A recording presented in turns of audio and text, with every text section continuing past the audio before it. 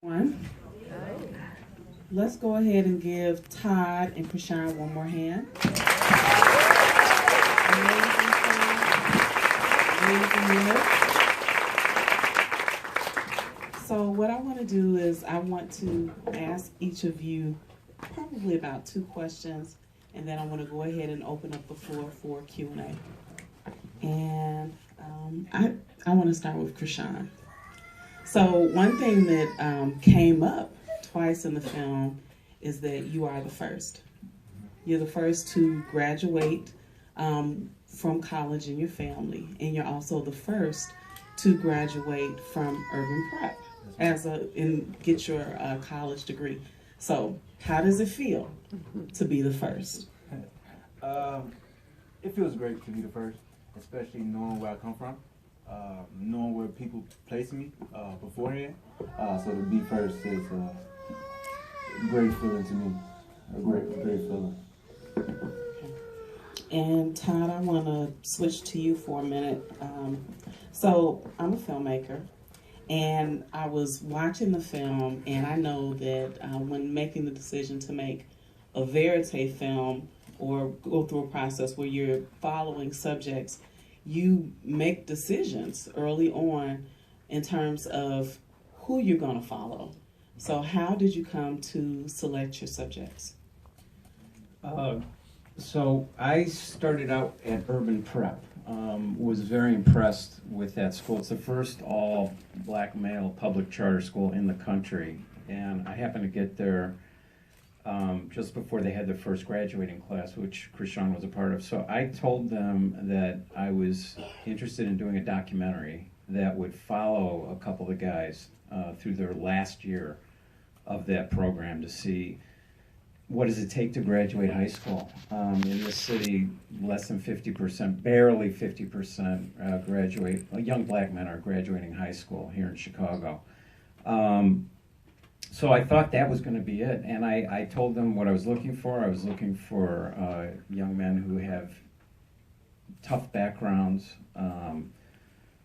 struggle academically on a certain level, are not exceptional academically, young men who are articulate, who can talk about their feelings, what they're going through. So they lined up 45 guys for me to pre-interview. So I pre-interviewed 45, and out of that 45, Krishan had this amazing backstory. And I felt like while he struggled academically, I felt that he had that commitment to want to try and make it. And Robert, the same thing. Robert had that unbelievable backstory as well, and was clearly highly motivated to succeed. And I thought that was going to be it. I thought I would just follow them for a year. And then I got immersed in the philosophy of that school. And clearly, as you learn from Tim King, it's not about graduating high school. It's about going all the way through college. So we opened it up and decided to search for funding and continue following them through college. And fortunately, MacArthur came on board and CPB came on board. Very nice.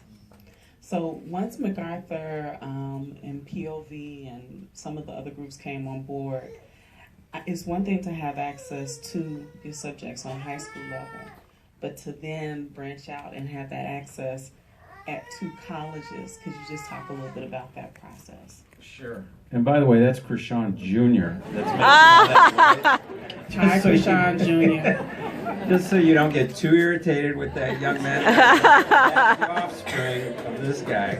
Yay! Beautiful baby. Beautiful baby.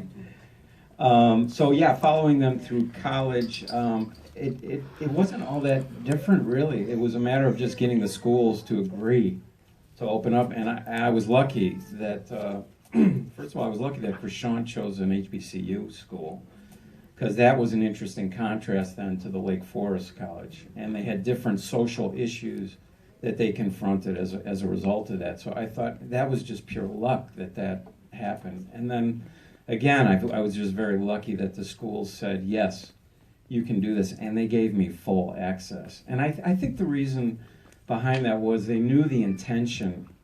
The intention was to tell a positive story, and it was to really look at the support systems and the support structures that these guys need in order to make it through school. And these schools obviously had confidence in their system. Thank you. Sure.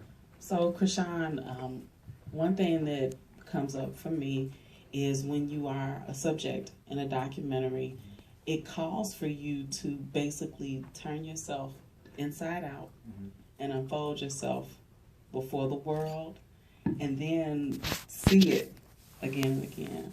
So I just want you to talk a little bit about, what it feels like to see your story on the screen. It still feels kind of weird, even though I've seen it a couple times. It still gets kind of weird because growing up, never would I expected for me to be looking at myself on film, especially growing up. I could see in many ways that I've changed as far as fashion, of course. The way that I talk, the way that I carry myself, a lot of things change, and I see all that in the film, and it still shocks me, but it's reality now. So in the beginning, it was weird because I, Todd never would have imagined. So having that experience, it was a lot of pressure, of course, but I think it was the pressure that actually made the diamond. So I enjoyed it. Do you think it helped? It actually helped you to make it through, the fact you had a camera following you day? Well, of course. I really don't want to be a subject of a film that ends in failure. So yeah, that was a good motivation. But even with the camera, I believe the camera would have captured my downfalls and also my achievements. So I didn't want to fail, even though it was a camera. I really cared less about the camera. I cared more about the people who I had to come home and face when I just came back home. So that was a whole lot worse than being looked at as the failure. But I didn't want to be looked at as a failure with my peers. And Todd, that came up for me too. I was just wondering, what it feels like to be in a film where you're being followed and you're being followed towards a goal. It seems as if it does help to be a motivating factor to actually achieving the goal. Yeah, I think it could go either way, actually. It could also create a situation where the pressure is just too much. And one of the things that was an eye-opener for me in following Krishan and Robert, them being first-generation college students, it was such a different kind of pressure and stress and tension that they were under, that I went through when I went to college. I didn't have the feeling of a community following me and watching me, a family following me and watching me. These guys had the weight of this on their shoulders. I think it was, more weight than the camera, but then the camera is just another, an added dimension to that. But I was really, that was an eye-opener for me, the kind of pressure that you were under. Yeah, but another reason why I dealt with the pressure, it brought a lot of pros as well. I had to explain why I had a camera, but I was the only guy on campus that had a camera. So it made you very popular. I was very popular. But I definitely did enjoy it, and a lot of my friends. I got some friends here that's watching it, and I have some friends away that will actually see it soon.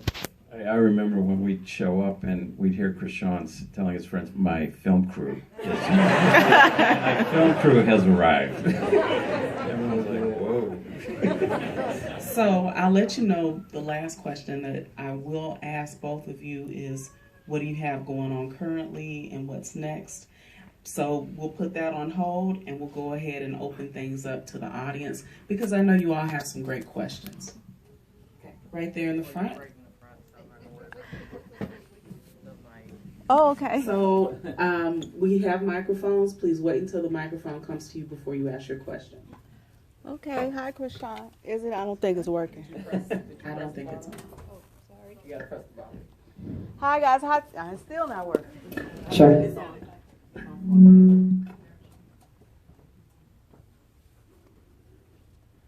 Here, use mine. Start ready, everyone. This one's pretty hot. Hi, Todd. I'm Brandy Love. How you doing? And hi, Krishan. I wanted to know, what do you think is the answer to the violence problem we have now in Chicago? I think that question was a whole lot more personal than that. But I feel that the answer is education, because other than